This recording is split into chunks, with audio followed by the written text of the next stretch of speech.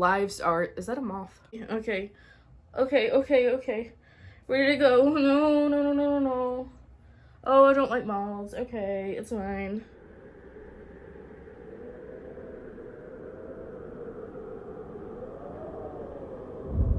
Hey y'all, welcome back. If you're new here, hi, I'm Morgan, and here I like to do a little bit of everything spooky. So I will tell some of my own paranormal stories, and there's a lot.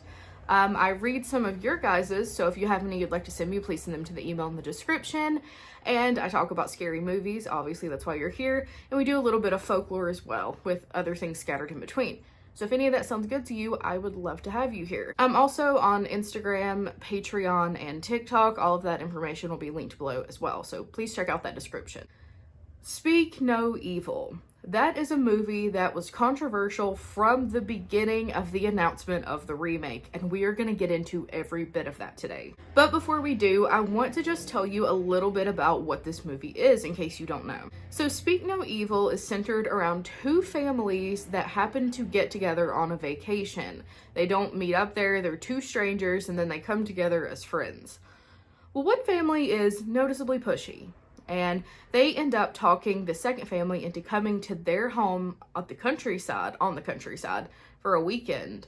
And when the family does go and they get there, things get from awkward to bad to horrific until it is a fight for survival. And this movie is really a way of you questioning what would be your final straw, and are you too much of a people pleaser, because it could cost you your life. Now, the original movie, Speak No Evil, is a 2022 Danish film, and the 2024 is an American remake. Now, right off the bat, including myself, I also was a little bit like, why?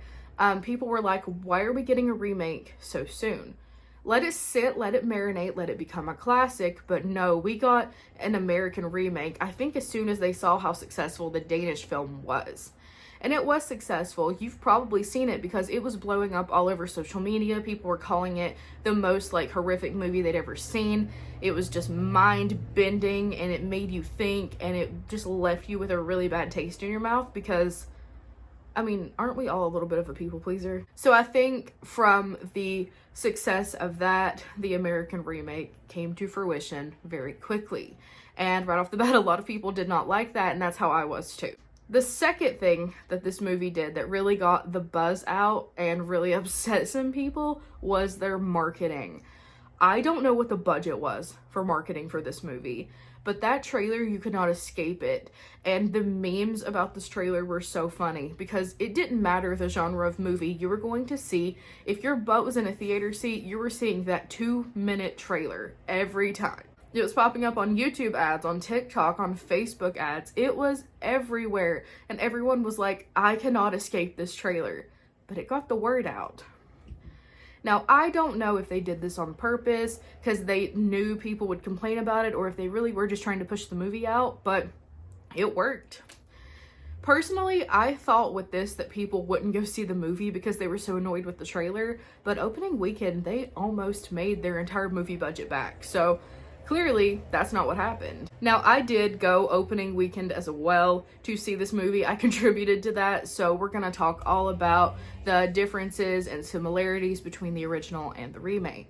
Now, there are going to be spoilers in this. We can't really not spoil things if we want to talk about the differences and similarities. So if you haven't seen both or one or the other and you want to, I recommend watching them first, maybe saving this video and revisiting it later, because you don't want the ending spoiled, especially for the new one. So just consider that and just know that we're going to be spoiling stuff. So for the second movie, I feel like everything was much more intense.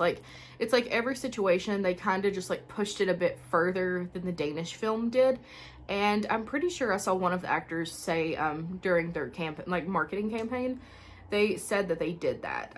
The American remake was just pushing it a step further, and I definitely did see that. There are so many similarities that we could sit here and talk about, but it is a remake, so I feel like that's pretty obvious that there's going to be similarities. The story was pretty similar, the characters are pretty similar, things like that. But what I really want to touch on is the endings, because they could not be more different. So in the original, the second family that comes to visit that family ends up getting their lives taken by that crazy family. Now in the remake, that family loses their lives, and the family that visited the countryside along with that family's son gets away. There was a big, story reveal at the end where the dad had done this to many families. He does it and he takes the kids and he gets rid of the families, like the parents, and it was like a whole thing. And that man ended up losing his life along with his wife.